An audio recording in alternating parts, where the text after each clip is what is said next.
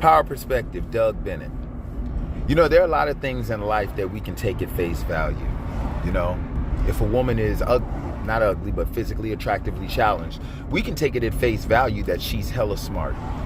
If there's a guy who is short for his weight, 6 feet tall and 6 feet wide, we can take it at face value that pretty much his eyes are bigger than his stomach. And those have to be some big eyes. But when you look at the situations in the world today and what's going on, one thing you can't do is go with what meets the eye. Sometimes you have to dig a little deeper.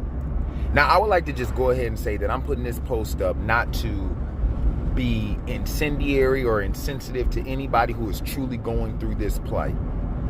But the one thing I've noticed that in American history is that whenever a black man tries to liberate himself or liberate those around him, he always gets assassinated in some sense.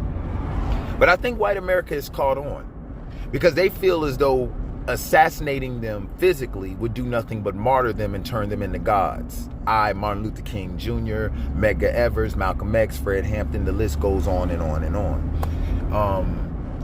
But what they do now is they assassinate your character. They assassinate you professionally. So you die each and every day.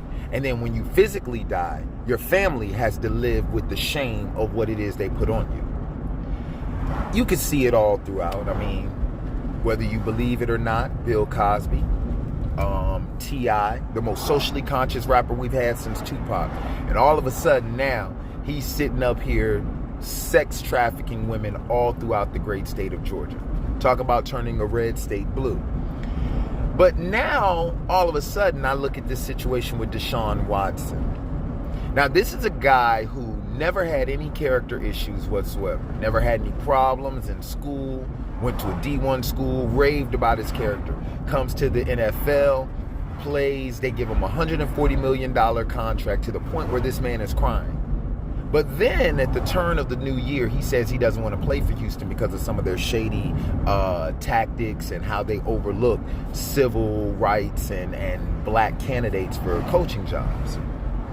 Now, all of a sudden, in 1 week, it's gone from 1 to 9 sexual assault cases. Now, I'm not here to talk about guilt, innocence, liability, or non-liability. I just find it kind of odd that this man goes from an altar boy to a Catholic priest in a week. Food for thought. Scrape the plate.